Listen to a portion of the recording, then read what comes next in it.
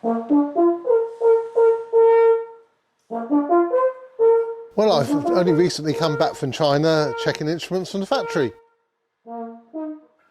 I'm at the Jimbo factory in China in our checking room where we check all the tubas and other brass instruments that we sell. Everyone that comes through here, we carefully check over the finish. This is a TE360 Bombino, looking for any imperfections, any manufacturing faults, try and look at it from all angles for any problems. Then we check all the slides are working properly. We also take out all the valves, check the finish, check the valve threads, and then make sure all the valves work really well. We play test to ensure that they play well in tune throughout the register.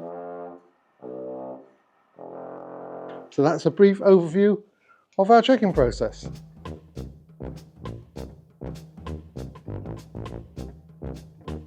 I love playing them, yeah. I would try and play each one as it comes out. Big attraction for me. They always play very well. Yes, a lovely warm sound. So this is as they come shipped from China. And what we're doing here is we're going to take each one out, check it, make sure it's okay, no damage in shipping and that sort of thing. This one's not playing ball. And then once we're satisfied that the quality's okay, then it'll be boxed back up again and then they get shipped out. We always take that off and when we ship them out, because there's no need for them to go out with that in there. It's just another thing that gets in the way, really. So we take that off. Yeah, we recycle them, we use them for packing. So, you know, if we need to stop something from moving about in the box, we can use those. So I check the mouthpiece, just make sure the mouthpiece is okay. When we play them, we never use the mouthpiece that comes with the instrument. That's always brand new. Use our own mouthpiece. First thing I check is the valves and the operation of the valves. And I put my glasses on for a bit of a closer look. Okay, so these have already been checked at the factory. So this is like the final quality control now. I'm looking for any blemishes or scratches or marks or anything like that, fingerprints. And there always will be some on there because they've come straight from the factory. And my job then is to clean them up and take all that off. So it just takes a little while to go over it, make sure there's no fingerprints on it. Make sure the soldering is good.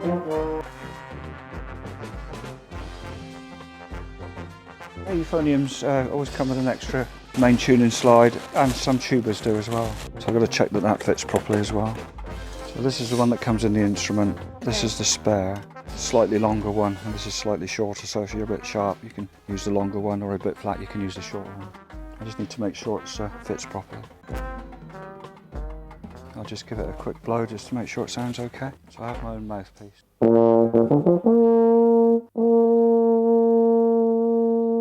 Okay, so next thing is I'll put it back in the case, wrap it all up tight, put all the stuff in that needs to go with it. It'll be packaged up and sealed, and then on the system we'll look at where it's got to go and we'll print the label off, stick the label on it, and off it goes to its final destination. Okay, I need to do a little bit of space now. If you can go away, I'll get on with it. Oh, I always enjoy going to China. It's been quite nice. And on this trip, I'm meeting up with Karl Kleinstuber over there, who is actually Leanne's husband. So it would be nice to meet up with him and have a few beers. It took about 6 attempts to say Carl's name, and in the background I just said easy for you to say. Karl.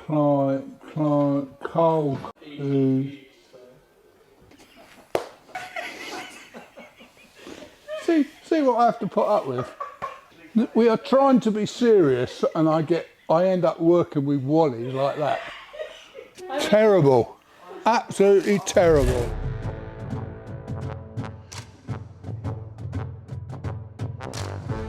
So today we had some proper instruments delivered, saxophones. So I'm checking them out. Just check over the saxophones just to make sure that they play well, everything's in order, and make sure that they turn up to the customer in a good condition. These saxophones are great because they're student instruments, but they play really well. I've used them to record many times actually. I gig a lot with my Wessex Barry, and I'm really happy with it.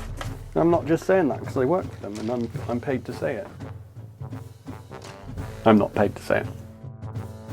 I tested saxophones for them before I started officially working for them, and I just make minor adjustments, but now I'm on board, I go above and beyond really to make sure the horn's in perfect working condition before we put it in the box and ship it out.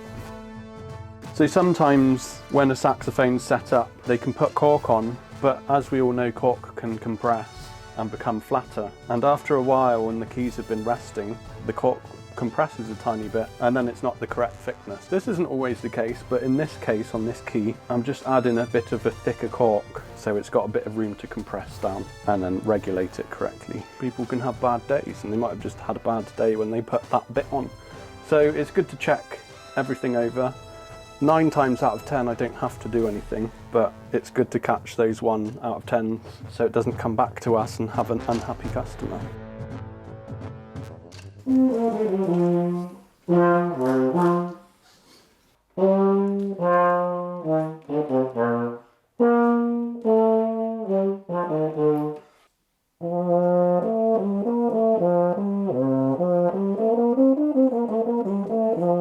We've got no plans for a rotary valve B-flat. We've just done a piston valve B-flat Chimbasso, so that's not really on our plans at the present time. But I'd never say never, because we may eventually. I'm pleased you enjoy the Lucerne. It's one of our most popular instruments. It's one we've been selling for quite a long time, and we get very good feedback on the Lucerne tuba. It's a very nice rotary valve B-flat tuba. We haven't really considered that for those 2 models. Detachable bells is not something we've really considered. For the euphoniums, we're more likely the new rotary valve euphonium we've just made, because it's got a very tall bell, and have the bell removable could make it very compact. But on a normal piston valve euphonium, it's not going to reduce the length of it very much to make it worthwhile having the detachable bell. The original tuba was made in 1835 in Germany, and it was in F. Yes, that is something I have got under consideration. We would be interested if people do want a 4-valve Stumpy. Do they want it in the 3+1 configuration or 4 valves in a line? That might help with our design choices. Please let us know in the comments below. Thanks so much for watching. Do subscribe to hear more news from Wessex, and we hope to see you at one of our exhibits.